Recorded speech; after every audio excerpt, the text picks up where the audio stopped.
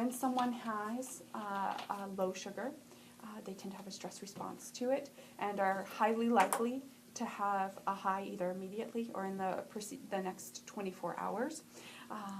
So that's a pattern to watch out for. But in general, there are just problems with his understanding of type 1 diabetes and how he's caring for it right now. And he would definitely benefit from more proper mealtime dosing, so that he's dosing his short-acting according to what he's eating and according to what his sugars are. And in general, he's probably taking too much long-acting insulin and too little short-acting insulin. So I made some cases where we can use the protocol. And let's pull out the protocol sheet of paper.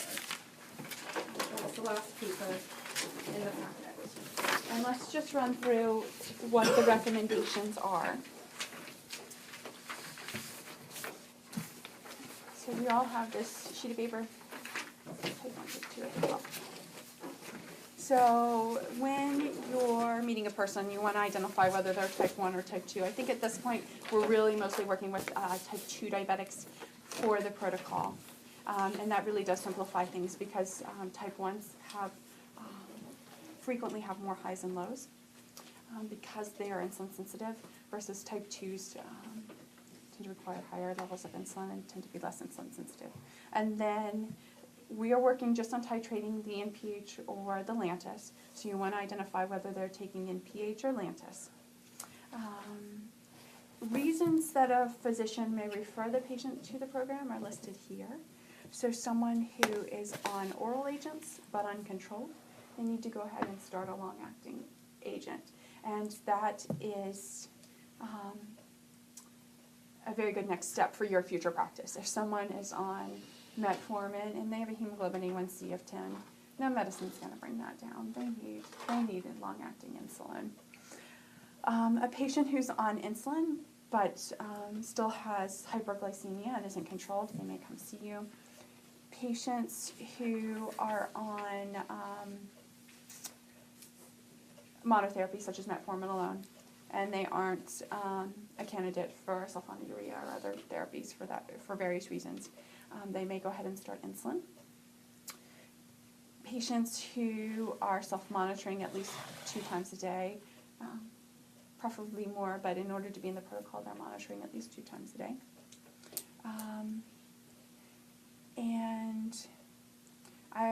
It says a newly diagnosed type 1 could be on the protocol, but I'm not so sure about that, and we haven't had anyone like that yet.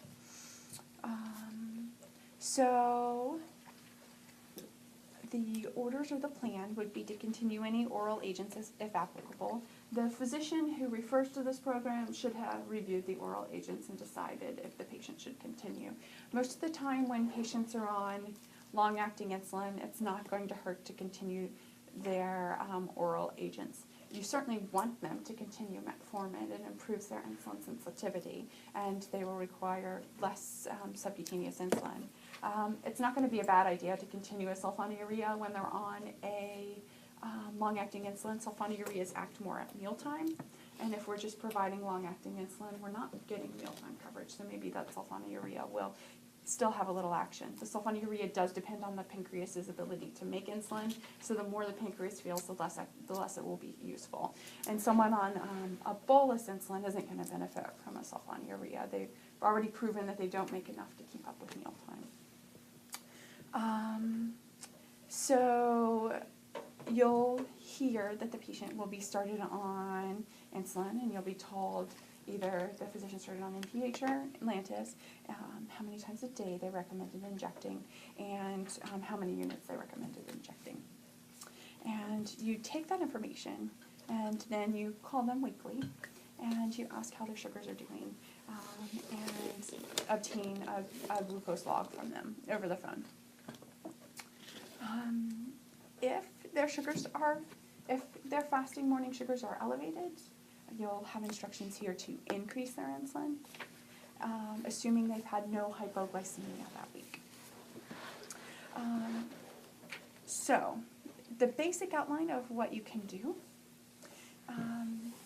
And this this is where problem solving comes into it a little bit. You always have our permission to do a little less. You're going to check in a week. They're not going to get long-term microvascular and macrovascular complications in a week. So if you want to prescribe a lower dose of insulin, it is always safe to do that. If you want to prescribe a lower dose of insulin than the protocol recommends, that's fine. Don't prescribe more than the protocol recommends. So if they meet these criteria where their fasting sugars are high and they've had no hypoglycemia, then you titrate according to this box. So if their fasting sugars are greater than 180, you increase by 8 units. If their fasting sugars are 140 to 179, you increase by 6 units. If their fasting sugars are 120 to 139, you increase by 4 units. If they're taking once a day long-acting insulin, such as Lantus, you add that all to the once-a-day dose. If they're taking twice-a-day insulin, such as NPH, so NPH in the morning and NPH at bedtime, you divide that in half, and you add half to the morning and half to the bedtime dose. Just an aside, because I just thought of it, NPH is best dosed at bedtime. A lot of patients will, in error, give it at dinner. The problem with giving NPH at dinner is that it's going to peak at midnight to 2 a.m. and cause a load during that time of the night. If you give it at bedtime, it will peak at 4 to 6 a.m. and we have highest cortisol levels and other hormone levels like growth hormone at that time of the day. And we all need more insulin at 4 to 6 a.m.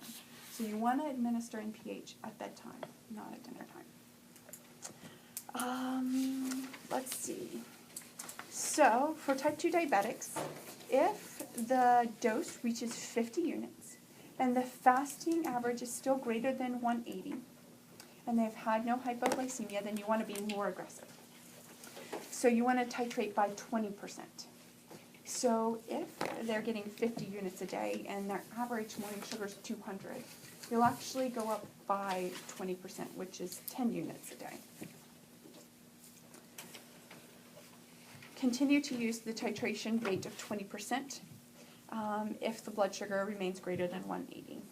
And like we said before, NPH is always split between morning and evening.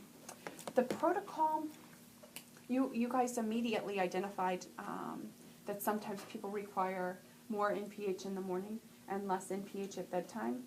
If you're seeing that problem in your patient, for example, they're still high during the day all the time, but they have low fasting sugars, they need more NPH during the day and less NPH at bedtime, try to grab one of us so that we can help you make that titration. In many ways, you don't have the authority to make that titration through this protocol, but that's insightful, and we can help you do that. So type 1 diabetics, we aren't usually titrating type 1 diabetics very often on the protocol, but it could happen.